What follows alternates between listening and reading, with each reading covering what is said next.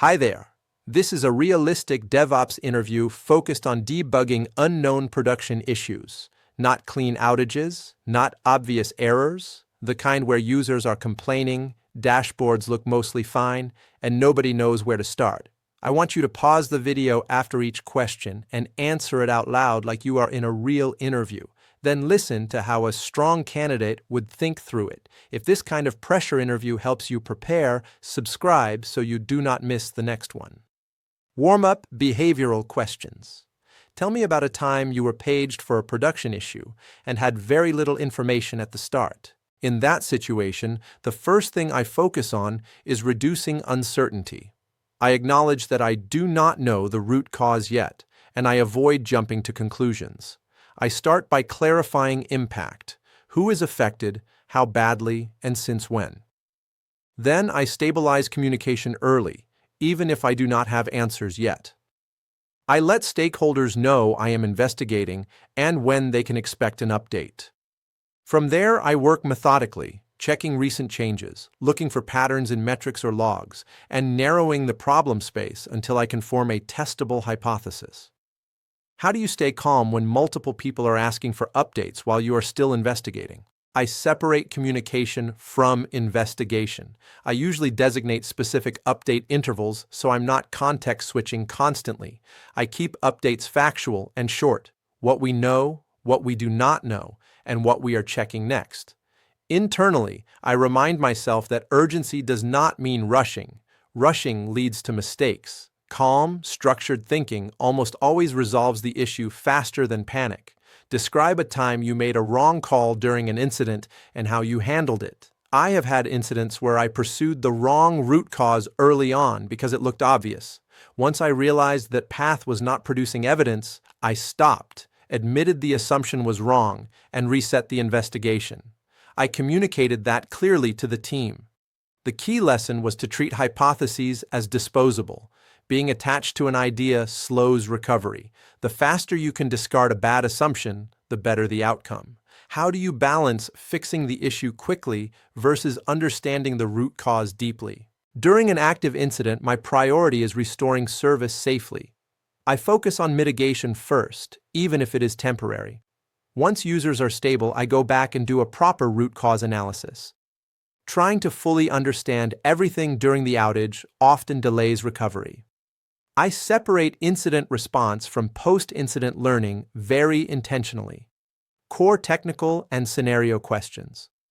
You are alerted that users are experiencing intermittent failures, but CPU, memory, and error rates all look normal. Where do you start? I start by questioning what is missing from the dashboards. Normal metrics do not mean normal behavior. I look for saturation metrics like queue depth, connection pools, thread counts, or rate limits. I check latency percentiles instead of averages because intermittent issues often hide there. I also look at dependencies. Even if our service looks healthy, a slow downstream system can create cascading timeouts. Logs become important here, especially around retries, timeouts, and partial failures. You see increased latency, but no clear errors. What signals help you narrow this down? Latency without errors often points to contention or external dependencies. I compare P50, P95, and P99 latency to see if only a subset of requests are affected. I look at request paths to see if a specific endpoint is slow. If available, traces help me identify where time is being spent. If not, I look at connection pools, DNS resolution times, TLS handshakes, and upstream response times. I try to answer a simple question: where is the time going? Production traffic is failing, but staging looks fine. How do you reason about that? I assume the environments are not truly identical, even if they are supposed to be. I look for differences in scale, data volume, traffic patterns, and external integrations. Production often exposes issues that only appear under load or with real user behavior. I also check configuration differences like feature flags, environment variables, or secrets. I do not trust that parity exists until I verify it. You roll back the last deployment, but the issue persists. What does that tell you? That strongly suggests the deployment was not the root cause. At that point, I expand the scope. I look at infrastructure changes, configuration drift, auto-scaling events, certificate renewals, or dependency updates. I also check whether the rollback actually reverted everything. Sometimes the code rolls back, but the data or schema does not. The key is not to tunnel vision on deploys just because they are the most visible change. Logs are noisy and not immediately helpful. How do you use them effectively? I stop looking at logs line by line and instead look for patterns. I filter by time window, correlation IDs, or request paths. I compare successful and failed requests side by side. I also look for absence of logs where I expect something to happen. Silence can be as informative as errors. If logs are too noisy, that itself becomes a takeaway for future improvement. But during the incident, I focus on extracting just enough signal to guide the next step. You are seeing sporadic timeouts across multiple services, but no single service is clearly failing. How do you approach this without getting lost? The first thing I do is zoom out before zooming in. When multiple services are involved, I assume the failure might be shared infrastructure or a common dependency rather than each service independently breaking.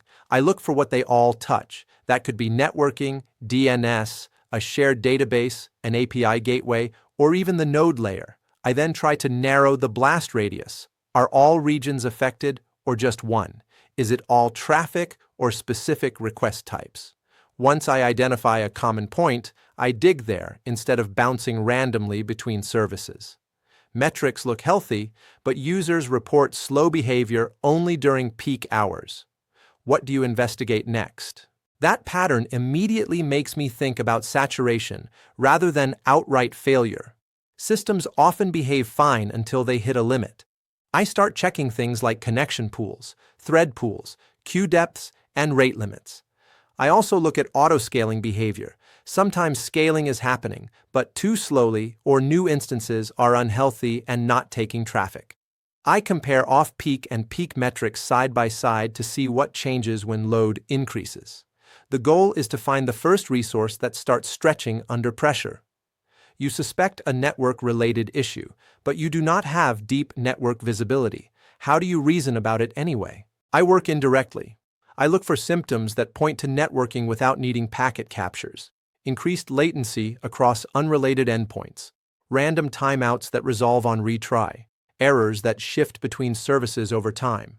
I also check DNS resolution times, TLS handshake duration, and connection reuse metrics if available. If multiple services suddenly show higher external call latency, that is often enough to justify escalating to deeper network inspection or involving the platform team. A production issue appears and disappears on its own. How do you debug something that will not stay broken? Those are the hardest issues.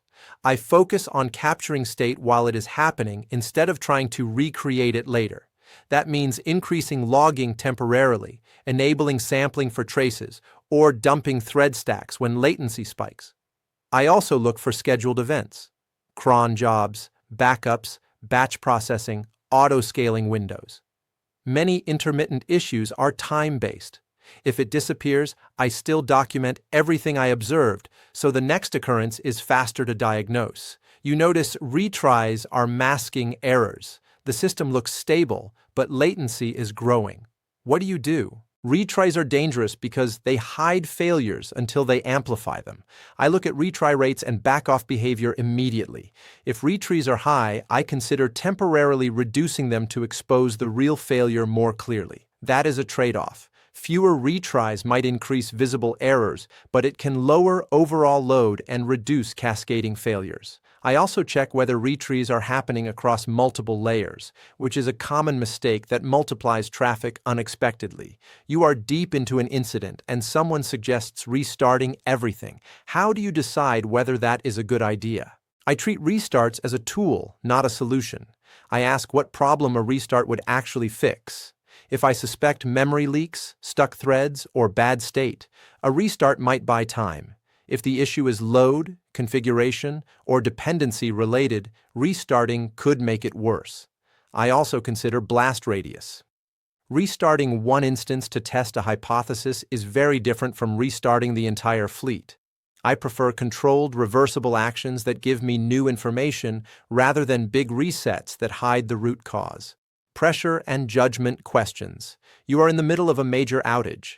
Metrics are noisy, logs are incomplete, and leadership is asking for an ETA every few minutes. What do you focus on first? In that moment, I consciously slow myself down mentally, even if everything around me feels urgent. My first priority is stabilizing the system, not explaining it. I focus on actions that reduce harm quickly, like traffic shaping, feature flags, or load shedding, even if they are temporary. I communicate clearly that I am prioritizing mitigation over diagnosis.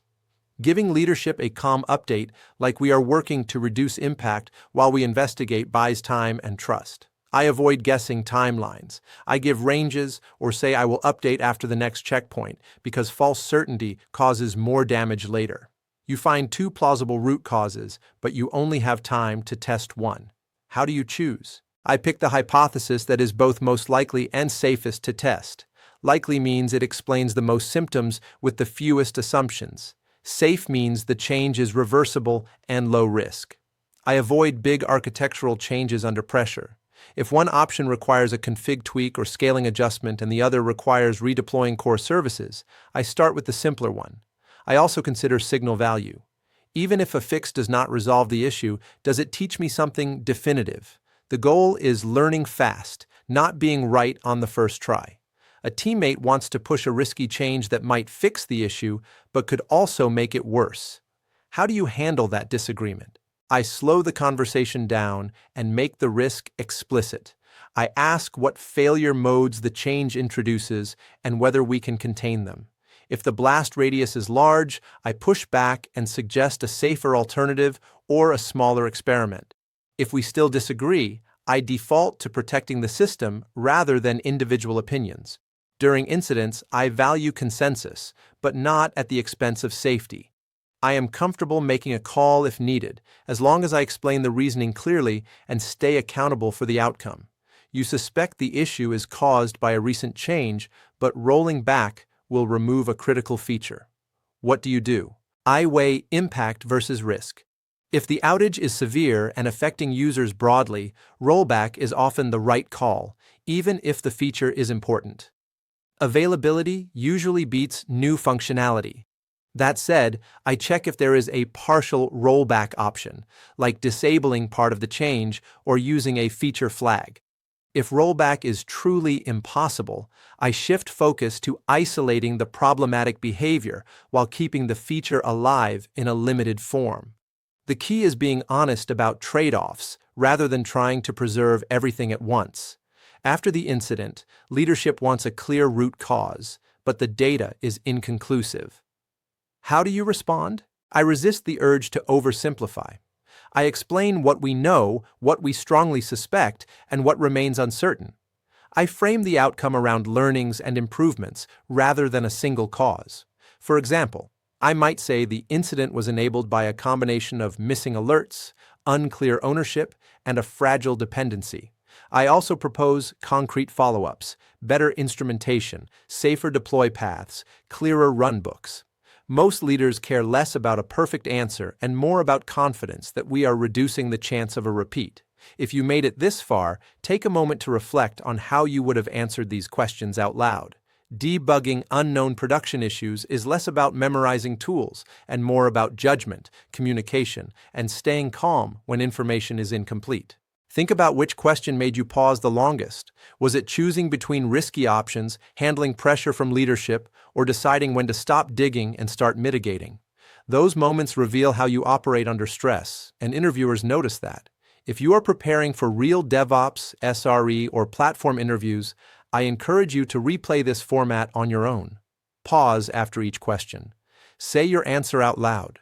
Then compare it to the sample response and see where your thinking aligns or differs. If this was useful, subscribe so you do not miss the next interview simulation.